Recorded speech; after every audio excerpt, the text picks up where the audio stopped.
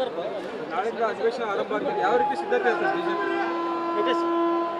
ನಾಳೆಯಿಂದ ಬೆಳಗಾವಿಯ ಸುವರ್ಣಸೌಧದಲ್ಲಿ ಚಳಿಗಾಲದ ಅಧಿವೇಶನ ಪ್ರಾರಂಭ ಆಗ್ತಾ ಇದೆ. ಈ ಅಧಿವೇಶನ ಉತ್ತರ ಕರ್ನಾಟಕ ಮತ್ತು ರಾಜ್ಯದ ರೈತರ ಸಮಸ್ಯೆಗಳ ಬಗ್ಗೆ ಸಮರ್ಪಕವಾಗಿ ಚರ್ಚೆ ಆಗಬೇಕು. ರೈತರ ಸಮಸ್ಯೆಗಳಿಗೆ ಪರಿಹಾರನ ಈ ರಾಜ್ಯ ಸರ್ಕಾರ ನೀಡಬೇಕು. ಉತ್ತರ ಕರ್ನಾಟಕದ ನೀರಾವರಿಯ ಸಮಸ್ಯೆಗಳ ಬಗ್ಗೆನೂ ಕೂಡ ಸಮಗ್ರವಾಗಿ ಚರ್ಚೆ ಆಗಬೇಕಾಗಿದೆ. ಕಳೆದ ಕೆಲವು ತಿಂಗಳುಗಳಿಂದ ಏನೋ ಒಂದು ಕಡೆ ಅತಿವೃಷ್ಟಿ, ಮತ್ತೊಂದು ಕಡೆ ಕಬ್ಬು ಬೆಳೆಗಾರರು, ಮೆಕ್ಕೆಜೋಳ, ತೊಗರಿ, ಉದ್ದು ಎಲ್ಲ ರೈತರು ಇವತ್ತು ಸಂಕಷ್ಟದಲ್ಲಿದ್ದಾರೆ ರಾಜ್ಯದಲ್ಲಿ. ಆದರೆ ಕಾಂಗ್ರೆಸ್ ಸರ್ಕಾರ, ಸಿದ್ದರಾಮಯ್ಯ ನೇತೃತ್ವದ ಕಾಂಗ್ರೆಸ್ ಸರ್ಕಾರ ಒಂದು ರೀತಿ ರಾಜ್ಯದ ರೈತರ ಬಗ್ಗೆ ಒಂದು ರೀತಿ ನಿರ್ಲಕ್ಷ್ಯದ ಧೋರಣೆಯನ್ನು ತಾಳಿರುವಂಥದ್ದು ರೈತರಿಗೆ ಭಾಳ ಅಸಮಾಧಾನವನ್ನು ತಂದಿದೆ. ಅಭಿವೃದ್ಧಿ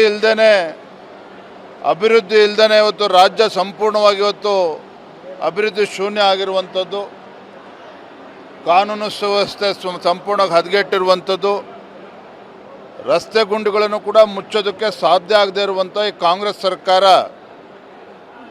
ಇಂಥ ಭ್ರಷ್ಟ ಜನವಿರೋಧಿ ರೈತ ವಿರೋಧಿ ಕಾಂಗ್ರೆಸ್ ಸರ್ಕಾರವನ್ನು ಸರಿದಾರಿಯಲ್ಲಿ ತೆಗೆದುಕೊಂಡು ಹೋಗ್ತಕ್ಕಂಥ ಕರ್ತವ್ಯ ಇವತ್ತು ವಿರೋಧ ಪಕ್ಷಗಳು ಕೂಡ ಇರುವಂಥದ್ದು. ಹಾಗಾಗಿ ನಾಳೆ ದಿನ ಅಧಿವೇಶನ ಪ್ರಾರಂಭ ಆಗ್ತದೆ. ಮಂಗಳವಾರ ಅಂದರೆ 9ನೇ ತಾರೀಕು ಬಹಳ ದೊಡ್ಡ ಸಂಖ್ಯೆಯಲ್ಲಿ ರೈತರು ಸುವರ್ಣಸೌಧ ಮುತ್ತಿಗೆಯನ್ನು ಹಾಕುವಂಥ ಒಂದು ಕಾರ್ಯಕ್ರಮ ಕೂಡ ಆಯೋಜನೆ ಆಗಿದೆ. ಅದರ ಮುಖೇನ ಬೆಳಗಾವಿಯ ಅಧಿವೇಶನದಲ್ಲಿ ಉತ್ತರ ಕರ್ನಾಟಕ ಮತ್ತು ರೈತರ ಸಮಸ್ಯೆಗೆ ಆದ್ಯತೆಯನ್ನು ಕೊಡಬೇಕು. ಆ ನಿಟ್ಟಿನಲ್ಲಿ ಸರ್ಕಾರವನ್ನು ಎಚ್ಚರಿಸುವಂಥ ಕೆಲಸವನ್ನು ಕೂಡ ನಾವು ಮಾಡ್ತೇವೆ. ಯಾವ ರೀತಿ ಬಿಜೆಪಿ ಸಿದ್ಧ ಆಗಿರೋದು ಅಧಿವೇಶನ ಸರ್ಕಾರವನ್ನು ಎದುರಿಸಲಿಕ್ಕೆ? ಸಾಕಷ್ಟು ವೈಫಲ್ಯಗಳು ಇವತ್ತು ಎದ್ದು ಕಾಣ್ತಾ ಇದೆ ಕಾಂಗ್ರೆಸ್ ಸರ್ಕಾರದ್ದು. ನುಡಿದಂತೆ ನಡೆದ ಸರ್ಕಾರ ಅಂತೇಳಿ ಮುಖ್ಯಮಂತ್ರಿಗಳು, ಉಪಮುಖ್ಯಮಂತ್ರಿಗಳು ಸಿದ್ದರಾಮಯ್ಯನವರು, ಡಿ ಕೆ ಶಿವಕುಮಾರ್ ಅವರು ಬೊಬ್ಬೆ ಹೊಡಿತಾ ಇದ್ದಾರೆ. ನುಡಿದಂತೆ ನಡೆದ ಸರ್ಕಾರ ಅಲ್ಲ, ಎಡವಿ ಬಿದ್ದಿರ್ತಕ್ಕಂಥ ಸರ್ಕಾರ. ಯಾವುದೇ ಒಂದು ಅಭಿವೃದ್ಧಿ ಯೋಜನೆಗಳನ್ನು ಇವತ್ತು ನೀಡೋದಕ್ಕೆ ಸಾಧ್ಯ ಆಗಿಲ್ಲ. ಹಿಂದಿನ BJP ಸರ್ಕಾರ ಇದ್ದಾಗ ಗ್ರಾಮೀಣ ಭಾಗದ ಬಡವರಿಗೆ ಅನುಕೂಲ ಆಗಲಿ ಅಂತೇಳಿ ಹೈನುಗಾರಿಕೆಗೆ ಒಂದು ಬೆಂಬಲವನ್ನು ಘೋಷಣೆ ಮಾಡಿದರು. ಆದರೆ ಸಿದ್ದರಾಮಯ್ಯ ಸರ್ಕಾರ ಬಂದ ಮೇಲೆ ಆ ಪ್ರೋತ್ಸಾಹ ಧನವನ್ನು ಜಾಸ್ತಿ ಮಾಡ್ತೀವಿ ಅಂತೇಳಿ ಅದನ್ನು ಕೂಡ ಭರವಸೆನ ಈಡೇರಿಸಿಲ್ಲ. ಯುವಕರು ವಿಶೇಷವಾಗಿ ಸುಮಾರು 2.5 ಲಕ್ಷಕ್ಕೂ ಹೆಚ್ಚು ಇವತ್ತು ಸರ್ಕಾರಿ ಇಲಾಖೆಗಳಲ್ಲಿ ಹುದ್ದೆ ಇವತ್ತು ಖಾಲಿ ಹಾಗೇ ಇರುವಂಥದ್ದು. ಇದೇ ರಾಹುಲ್ ಗಾಂಧಿಯವರು ಭಾರತ್ ಜೋಡೋ ಯಾತ್ರೆ ಸಂದರ್ಭದಲ್ಲಿ ಕರ್ನಾಟಕಕ್ಕೆ ಬಂದಾಗ, ಕರ್ನಾಟಕ ರಾಜ್ಯದಲ್ಲಿ ಕಾಂಗ್ರೆಸ್ ಪಕ್ಷ ಅಧಿಕಾರಕ್ಕೆ ಬಂದರೆ ಯುವಕರಿಗೆ ಉದ್ಯೋಗವನ್ನು ನೀಡ್ತೇವೆ ಅಂತೇಳಿ ಭರವಸೆನ ಕೊಟ್ಟಿದ್ರು. ಆ ಭರವಸೆ ಆಗೇ ಇದೆ. ನೋಡ್ತಾ ಇದ್ರಿ ಇತ್ತೀಚೆಗೆ ಹುಬ್ಳಿ ಧಾರವಾಡದಲ್ಲೂ ಕೂಡ ಯಾವ ರೀತಿ ಸಾವಿರಾರು ಸಂಖ್ಯೆಯಲ್ಲಿ ಯುವಕರು ಇವತ್ತು ಬೀದಿಗಿಳಿದು ಹೋರಾಟವನ್ನು ಮಾಡ್ತಾ ಇರುವಂಥದ್ದು. ಸೊ ಒಂದು ಕಡೆ ಅಭಿವೃದ್ಧಿ ಇಲ್ಲ, ಮತ್ತೊಂದು ಕಡೆ ಭ್ರಷ್ಟಾಚಾರ. ಇದ್ರ ಮಧ್ಯೆ ಮೊನ್ನೆ ಸಿದ್ದರಾಮಯ್ಯನವರು ತಮ್ಮ ಈ ಭ್ರಷ್ಟ ಕಾಂಗ್ರೆಸ್ ಸರ್ಕಾರಕ್ಕೆ ಕ್ಲೀನ್ ಚಿಟ್ ಕೊಡ್ತಕ್ಕಂಥ ಪ್ರಯತ್ನವನ್ನು ಕೂಡ ಮಾಡಿದ್ದಾರೆ. ನಾನು ಮೊನ್ನೆ ಬೆಂಗಳೂರಿನಲ್ಲೂ ಕೂಡ ಹೇಳಿದ್ದೇನೆ, ಯಾವ ರೀತಿ ST ಡೆವಲಪ್ಮೆಂಟ್ ಕಾರ್ಪೊರೇಷನಲ್ಲಿ ಮಂತ್ರಿ ಸಿಲುಕು ಹಾಕ್ಕೊಂಡು ರಾಜೀನಾಮೆ ಕೊಡುವಂಥ ಪರಿಸ್ಥಿತಿ ಬಂತು, ಜೈಲಿಗೆ ಹೋದರು. ಇದೇ ಸಿದ್ದರಾಮಯ್ಯನವರು ಮೂಢ ಹಗರಣದಲ್ಲಿ ಹೇಗೆ ಸಿಲುಕು ಹಾಕ್ಕೊಂಡಿದ್ದಾರೆ, ಇವೆಲ್ಲವೂ ಕೂಡ ಮತ್ತೆ ಅಧಿವೇಶನದಲ್ಲಿ ಚರ್ಚೆ ಮಾಡ್ತೇವೆ.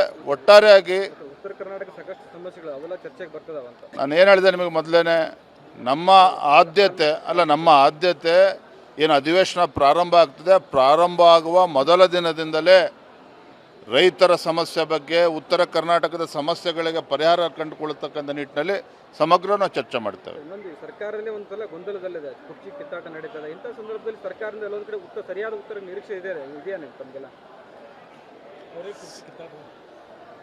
ಮುಖ್ಯಮಂತ್ರಿಗಳ ಆದಿಯಾಗಿ ಸಿದ್ದರಾಮಯ್ಯನವರು, ಡಿ ಕೆ ಶಿವಕುಮಾರ್ ಅವರು ತಮ್ಮ ಮಂತ್ರಿಮಂಡಲದ ಪಟಾಲಂನೇ ಕರ್ಕೊಂಡೋಗಿ ಯಾವ ರೀತಿ ದೆಹಲಿನಲ್ಲೇ ಬಿಡ್ತಾ ಇದ್ದಾರೆ. ರೈತರ ಕಬ್ಬು ಬೆಳೆಗಾರರ ಸಂಕಷ್ಟಕ್ಕೆ ಸ್ಪಂದನೆ ಮಾಡಿ ಅಂತ ಹೇಳಿದ್ರೆ ಇಲ್ಲಿ ಡಿನ್ನರ್ ಮೀಟಿಂಗ್ ಮಾಡ್ತಾರೆ ಬೆಂಗಳೂರಲ್ಲಿ ಕೂತ್ಕೊಂಡು.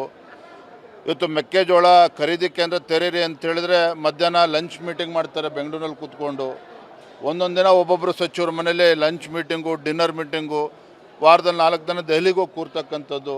ಒಟ್ಟಾರೆಯಾಗಿ ಈ ಸರ್ಕಾರದ ಬಗ್ಗೆ ರಾಜ್ಯದ ಜನರು ಸಂಪೂರ್ಣವಾಗಿ ವಿಶ್ವಾಸನ ಕಳೆದುಕೊಂಡಿದ್ದಾರೆ. ಮುಖ್ಯಮಂತ್ರಿ ಕುರ್ಚಿ ಕಾಳಗ ಏನು ಇವತ್ತು ಪ್ರಾರಂಭ ಆಗಿದೆ. ಮೊದಲೇ ಅಭಿವೃದ್ಧಿ ಇಲ್ಲದೆ ಇರತಕ್ಕಂಥ ಕರ್ನಾಟಕ ರಾಜ್ಯ ಇವರ ಕಿತ್ತಾಟದಿಂದ ಇವತ್ತು ಆಡಳಿತ ಯಂತ್ರ ಸಂಪೂರ್ಣವಾಗಿ ಇವತ್ತು ಕುಸಿದಿರುವಂಥದ್ದು, ಒಂದು ರೀತಿ ಆಡಳಿತ ಸಂಪೂರ್ಣವಾಗಿ ನಿಷ್ಕ್ರಿಯ ಆಗಿರುವಂಥದ್ದು ಕೂಡ ನಾವು ನೋಡ್ತಾ ಇದ್ದೇವೆ. ಸಿದ್ದರಾಮಯ್ಯ ಥ್ಯಾಂಕ್ ಯು, ಧನ್ಯವಾದ.